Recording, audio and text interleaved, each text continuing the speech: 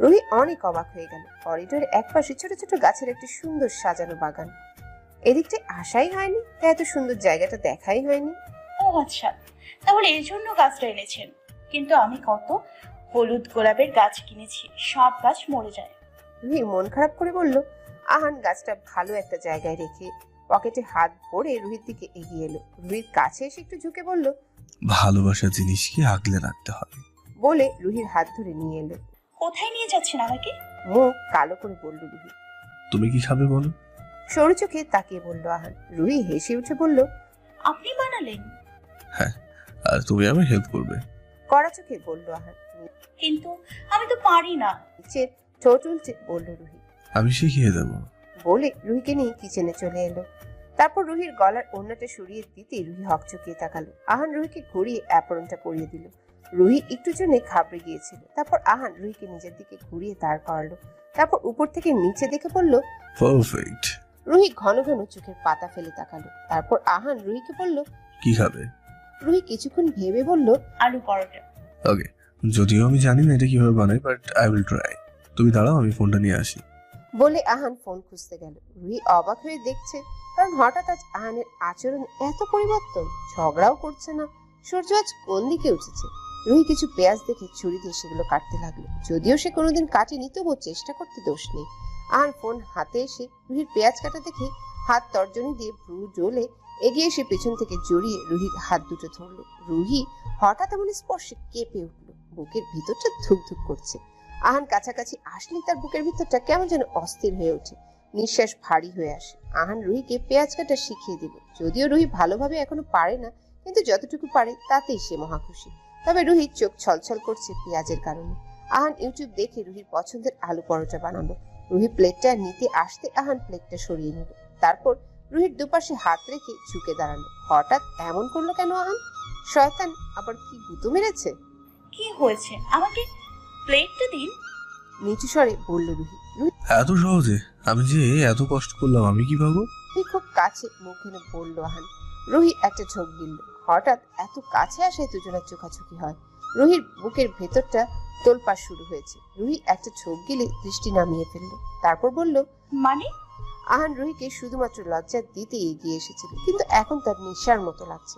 আহান আরো ঝুঁকে এসে বলল, মানে বুঝতে পারছো না? আহানের চোখের দিকে তাকাতে রুহি মানেটা বুঝতে বাকি রইল না। রুহি চোখ সরিয়ে ফেললো। নিঃশ্বাস ঘন হয়ে এসেছে তার। রুহি চোখ বন্ধ করে মাথা নিচু করে নাসূচক মাথা নাড়ল। আহান তর্জনী দিয়ে রুহির মুখটা উপরে তুলে বলল, না বুঝলে তো বুঝিয়ে দিতে হয়। আহান রুহিকে শুধুমাত্র লজ্জা দিতে এগিয়ে এসেছিল, কিন্তু এখন তার নেশার মতো লাগছে। আহান আরো ঝুঁকে এসে রুহির কানের কাছে বলল, মানে বুঝতে পারছো না? আহানের চোখের দিকে তাকাতে রুহি মানেটা বুঝতে বাকি রইল না। রুহি চোখ সরিয়ে ফেলল। নিঃশ্বাস ঘন হয়ে এসেছে তার। রুহি চোখ বন্ধ করে মাথা নিচু করে নাসূচক মাথা নাড়ালো। আহান তর্জনী দিয়ে রুহির মুখটা উপরে তুলে বলল, না বুঝলে তো বুঝিয়ে দিতে হয়। কথাটা শোনার সাথেই রুহির কাশি ওড়ে উঠল। চোখ খোলার সাহসটা সে পাচ্ছে না। আহান আজ কেন জানি এই নেশা কাটিয়ে উঠতে পারছে না। অবশ্য তার ইচ্ছেও করছে না। রুহির এই লজ্জাটা আরো বাড়িয়ে দিতে ইচ্ছে করছে তার। আহান রুহির ঘাড়ে হাত ডুবিয়ে দিতেই ঠান্ডা হাতের স্পর্শে কেঁপে উঠল রুহি। আহান এগিয়ে আসতে হঠাৎ বেলের শব্দে ব্যাঘাত ঘটল। রুহি বড় বড় করে চোখ খুলল।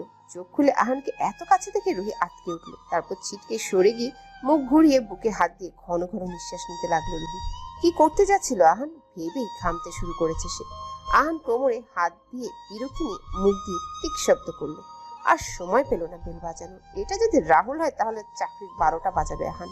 আরেকটা বার বেল বাজলো।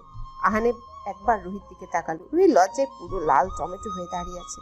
আহান এগিয়ে গেল দরজার দিকে। আহানকে কিচেন থেকে বেরিয়ে যেতে দেখে রুহি শান্তির নিঃশ্বাস ফেললো।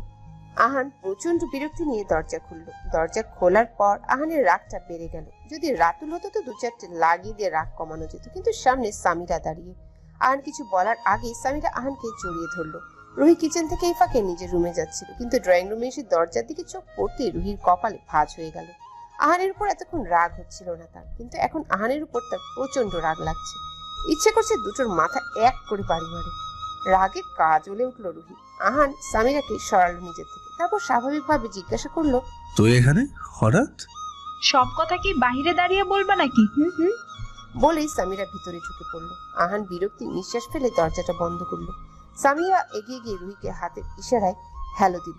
রুহি কোনো সাড়া দিল না, চোখ মুখ শক্ত করে তাকিয়ে আছে রুহি। বাহ, অসাধারণ, শাকচুন্নিটা এখানেও হাজির। আহান এগিয়ে এসে রুহিকে দেখে একটু চিন্তায় পড়ে গেল। একটু আগে গাল দুটো লাল হয়েছিল লজ্জায়, আর এখন কিনা শক্ত চোখে তাকিয়ে আছে সে। রুহি কি কোনোভাবে জেলাস? ব্যাপারটা দেখতে হচ্ছে তো তাহলে, ভেবেই আহান নিচের ঠোঁট কামড়ে হাসলো। সামিরা এসেই হাতের পার্সটা একপাশে রেখে সোফায় বসে পড়ল, তারপর ক্লান্ত হয়ে বলল,